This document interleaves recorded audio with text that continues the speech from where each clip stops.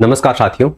देखिए, इस तरीके की खबरें सोशल मीडिया के ऊपर काफ़ी चल रही हैं, जिसके कारण अभ्यर्थियों ने कहा कि डिपार्टमेंट अलॉटमेंट को लेकर जो मामला चल रहा है, हाईकोर्ट में इसकी सुनवाई आज हुई थी 22 तारीख को, तो इसको लेकर क्या अपडेट आया है आप हमें बता दीजिए। तो इस तरीके की खबरें जो मार्केट में चल रही है, इसका मतलब क्या है, हाईकोर्ट ने जो कहा है उसका मतलब क्या है। और आपका मैंने पहले भी एक वीडियो प्रोवाइड करवाया था जिसमें जो प्रियंका जिनगर नाम की एक कैंडिडेट है जिसके 126 नंबर आए थे, जिसको चिकित्सा विभाग आवंटित हुआ था, उसने हाईकोर्ट में याचिका लगाई थी कि मेरे 126 नंबर आए हैं और मेरे से कम वाले कैंडिडेट है उसको शिक्षा विभाग आवंटित कर दिया, जबकि मेरे को चिकित्सा विभाग आवंटित किया है। तो इस आपत्ति को दर्ज करते हुए उसने हाईकोर्ट की याचिका लगाई थी। मैंने वो वीडियो आपको प्रोवाइड करवाया था, उस समय भी मैंने आपको कहा था देखिए, याचिका लगाना हर एक कैंडिडेट का अपना अधिकार है, आप भी चाहें तो याचिका लगा सकते हैं। अगर आप चाहते हैं, आपको यह लगता है कि आपको डिपार्टमेंट जो अलॉटमेंट हुआ है वो सही तरीके से नहीं हुआ है या मेरिट के अनुसार नहीं हुआ है, तो याचिका लगाना आपका कर्तव्य है, आप लगा सकते हैं। तो बाद में काफ़ी कैंडिडेट ने याचिका लगाई भी है, ठीक है।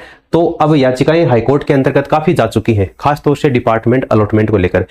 इसकी अपन बात करेंगे, उससे पहले मैं आपको बता दूं कि आपका जो 4th ग्रेड और उसके पैरेलल में जो भी प्रक्रियाधीन भर्तियां हैं, उसमें 1 साल वाला जो वेटिंग नियम है उसको लागू करवाने को लेकर भी हमारा प्रयास लगातार जारी है। और आज आपने सुना भी होगा, मैंने आज सुबह आपको वीडियो प्रोवाइड करवाया था, उसमें बताया भी था, मुख्यमंत्री ने अपने मंत्री और जो कैबिनेट बैठक है उसमें कहा भी है कि 1 साल वाला जो वेटिंग नियम है, अगर वह जो वर्तमान में 4th ग्रेड और जो प्रक्रियाधीन भर्तियां चल रही हैं, अगर उसमें वो लागू होता है, कोई कानूनी दावपेच है, तो उसको लागू करने का प्रयास कीजिए, ठीक है। तो 1 साल वाला जो वेटिंग नियम है, अगर सरकार चाहे तो बिल्कुल वो लागू हो सकता है, उसमें कोई दो राय नहीं है। तो उसको लेकर भी सकारात्मक खबर है वो आपके सामने आ रही है। तो कहने का मतलब है कि आपके लिए अच्छी खबर है वो सुनने को मिल रही है। तो अगर 1 साल वाला वेटिंग नियम लागू हो जाता है तो जो भी कैंडिडेट 0.1-1.5 नंबर से रह रही है वो इस भर्ती परीक्षा में आराम से उनका नंबर आ सकता है, क्योंकि काफ़ी सीटों के ऊपर आपकी वेटिंग लिस्ट भी आने वाली है। काफ़ी अभ्यर्थी ऐसे हैं जो कि दूसरी भर्ती परीक्षाओं में वहाँ पर ज्वाइन करेंगे, इसमें ज्वाइन नहीं करेंगे, इसलिए कुछ सीटें तो वहाँ से खाली हो जाएंगी और काफ़ी सीटें हैं जो ज्वाइन करने के बाद में अभ्यर्थी छोड़ने वाले हैं, ठीक है। उसकी भी अपन बात करेंगे। तो सबसे पहले आप हमारे इस टेलीग्राम चैनल को ज्वाइन कर लीजिए, कोई भी लेटेस्ट अपडेट आता है तो वो सूचना आपको यहाँ पर सबसे पहले प्रोवाइड करवा दी जाती है। अब देखिए, अपन बात करते हैं, ये यहाँ पर जो लिखा गया है 4th श्रेणी भर्ती डिपार्टमेंट अलॉटमेंट का मामला अब खंडपीठ में सुना जाएगा। पहले किस में था, ये एकल पीठ में था, एकल पीठ, और अब किस में सुना जाएगा, ये आपका खंडपीठ में सुना जाएगा, यानी कि डबल बेंच में सुना जाएगा। इसका मतलब क्या है, पहले तो आपको ये पता होना चाहिए। उसके बाद में ये जो लिखा गया है, राजस्थान उच्च न्यायालय में 4th ग्रेड भर्ती 2024 के डिपार्टमेंट अलॉटमेंट से जुड़े मामले को मंगलवार को सुनवाई हुई। सुनवाई के दौरान एकल पीठ में टिप्पणी को यह मामला नियमों की वैधता और व्याख्या से संबंधित है। यदि नियमों में किसी प्रकार की त्रुटि या विसंगति है तो उसका परीक्षण और निर्णय डबल बेंच यानी कि खंडपीठ करेगी आपकी, उसके अधिकार क्षेत्र में आता है, ये एकल पीठ के अधिकार क्षेत्र में नहीं आता, ठीक है। इस आधार पर एकल पीठ ने याचिकाकर्ताओं को खंडपीठ के समक्ष याचिका प्रस्तुत करने की स्वतंत्रता प्रदान कर दी है। यानी कि जिन्होंने भी याचिका लगाई थी डिपार्टमेंट अलॉटमेंट को लेकर एकल पीठ में, उनको यह आदेश दे दिया गया है कि आप खंडपीठ में इसके लिए याचिका लगा सकते हैं। याचिका प्रस्तुत करने की स्वतंत्रता वो प्रदान कर दी गई है। और अब ये जो मामला है वो हाईकोर्ट की खंडपीठ में सूचीबद्ध होगा, जहां डिपार्टमेंट अलॉटमेंट से जुड़े सभी कानूनी और नियमगत पहलुओं पर विस्तृत सुनवाई की जाएगी। और इस मामले के निर्णय पर भर्ती प्रक्रिया से जुड़ी बड़ी संख्या में अभ्यर्थियों की नजर बनी हुई है। काफी अभ्यर्थी ऐसे हैं जिनका यह मानना है कि उनको चाहा गया विभाग है वो नहीं मिला है। याचिकाकर्ताओं की ओर से अधिवक्ता आनंद कुमार सैनी और इनके द्वारा न्यायालय में पक्ष रखा गया। देखिए, इसको अगर मैं सरल भाषा में समझाऊं आपको क्या कहना है, तो सबसे पहले तो आप यहाँ पर देखिए, राजस्थान हाईकोर्ट ने 4th श्रेणी 2024 में डिपार्टमेंट अलॉटमेंट यानी कि विभाग आवंटन को लेकर दर्ज याचिका मंगलवार को सुनवाई हुई और ये उसी का अपडेट है।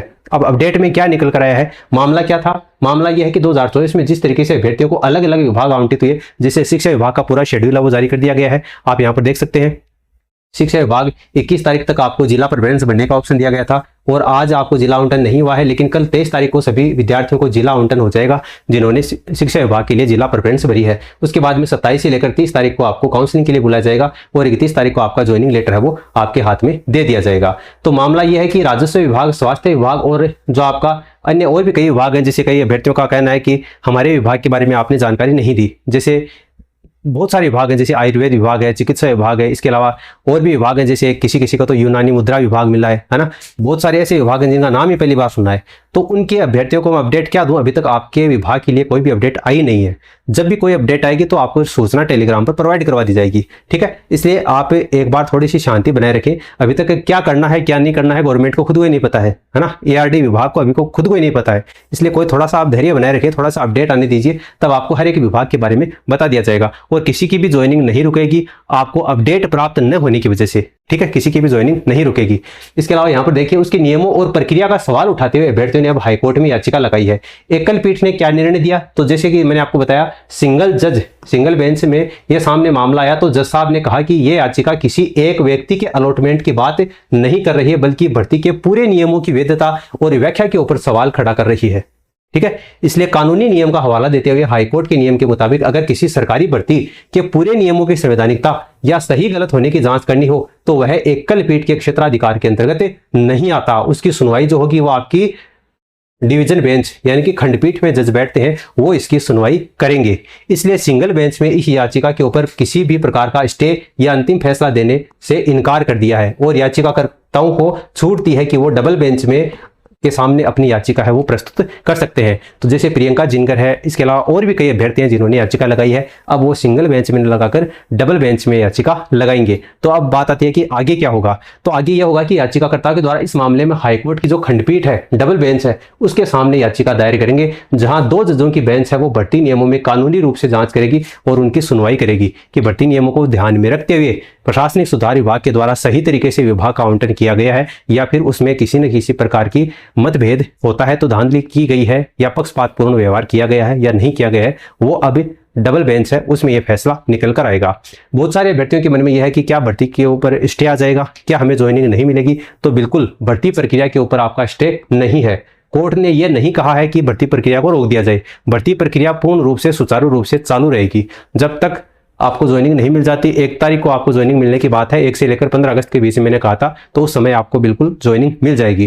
कोर्ट ने विभाग आवंटन या काउंसलिंग की चल रही प्रक्रिया पर रोक नहीं लगाई है। ठीक है, प्रक्रिया यथावत जारी रहेगी और बीकानेर शिक्षा निदेशालय के द्वारा जारी जो टाइम टेबल है 17 से लेकर 21 जुलाई तक जो जिला विकल्प बढ़ने का था जो मैंने आपको बताया था, इसके अलावा 27 से लेकर 30 जुलाई तक आपकी काउंसलिंग होगी जो मैंने आपको बताया है, और 31 जुलाई को आपका ज्वाइनिंग लेटर है वो आपके हाथ में आ जाएगा। तो बिल्कुल ये जो काम है वो सुचारू रूप से इस तरीके से चालू रहेगा। फिर आगे का भविष्य क्या है, मामला अब डबल बेंच में सुने जाने के लिए ट्रांसफर हो गया है, तो जब तक डबल बेंच किसी भी नियम को रद्द नहीं करती है तब तक लिखित स्टे ऑर्डर जारी नहीं करती, तब तक वर्तमान में जारी जो विभाग आवंटन और ज्वाइनिंग की जो प्रक्रिया है वो पूरी तरीके से वैध है और आगे भी इसी तरीके से चलती रहेगी। विभाग आवंटन को लेकर मैं आपको बता दूं कि फिलहाल डबल बेंच में मामला गया है, तो डबल बेंच में जैसे ही कोई फैसला आता है तब वो पूरी भर्ती प्रक्रिया पर लागू होगा, क्योंकि प्रशासनिक सुधार विभाग के द्वारा पहले ही 26 तारीख को ही हाईकोर्ट में केवियट दाखिल कर दी थी ताकि भर्ती प्रक्रिया पर किसी भी प्रकार का स्टे नहीं आए और भर्ती प्रक्रिया सुचारू रूप से चलती रहे। इसलिए आपका भर्ती प्रक्रिया है उस पर कोई भी आंच नहीं आएगी। जल्दी ही आपका मेडिकल विभाग के द्वारा भी इस तरीके से टाइम टेबल है वो जारी कर दिया जाएगा और जिला प्रेफरेंस है वो आपसे भरवा ली जाएगी। लेकिन अब बात आती है कि जो छोटे छोटे विभाग है क्या उनके लिए भी जिला प्रेफरेंस भरवाई जाएगी, तो अभी तक उसको लेकर कोई अपडेट नहीं आया है। लेकिन मैं आपको ये बता दूं कि जो छोटे छोटे विभाग हैं जिनका नाम अभी तक आपने पहली बार सुना है या तो उन विभागों की जिला प्रेफरेंस भरवाना मुश्किल है। मेरे ख्याल से जहां तक मुझे आइडिया है उनकी जिला प्रेफरेंस आपको नहीं भरवाई जाएगी। जो कैंडिडेट आवेदन फॉर्म करते समय जिसका गृह जिला है उस गृह जिले में उसको पोस्टिंग दी जा सकती है, ठीक है, बिना जिला प्रेफरेंस भरवाए हुए, क्योंकि उसमें सीटों की संख्या भी बहुत कम है चतुर्थ श्रेणी कर्मचारी की। इसलिए जिन कैंडिडेट को वो विभाग आवंटित हुआ है तो बिना जिला प्रेफरेंस भराए हुए आपको गृह जिले में भी दी जा सकती है। हाँ, इतना हो सकता है कि जिला प्रेफरेंस तो ना भरवाए लेकिन काउंसलिंग आपसे करवाई जा सकती है और आपको चाही गई जगह के ऊपर आपको पोस्टिंग दी जा सकती है। बाकी कोई भी अपडेट आता है तो वो सूचना आपको प्रोवाइड करवा दी जाएगी। ऐसा नहीं है कि आपको पता ही नहीं चलेगा और ज्वाइनिंग बच्चों को दे दी जाएगी, ऐसा नहीं होने वाला है। अपना मोबाइल नंबर और जो ईमेल आईडी है उसको आप चालू रखिए। कोई भी अपडेट आएगा, कोई भी सूचना आएगी तो आपको यहाँ पर वीडियो बना करके या फिर टेलीग्राम के ऊपर अपडेट कर दिया जाएगा। बाकी अगर अभी भी आपके मन में कोई सवाल है, कोई भी सुझाव है तो बेझिझक आप नीचे कमेंट सेक्शन में कमेंट करके पूछ सकते हैं। मिलते हैं अपन नेक्स्ट वीडियो में। धन्यवाद।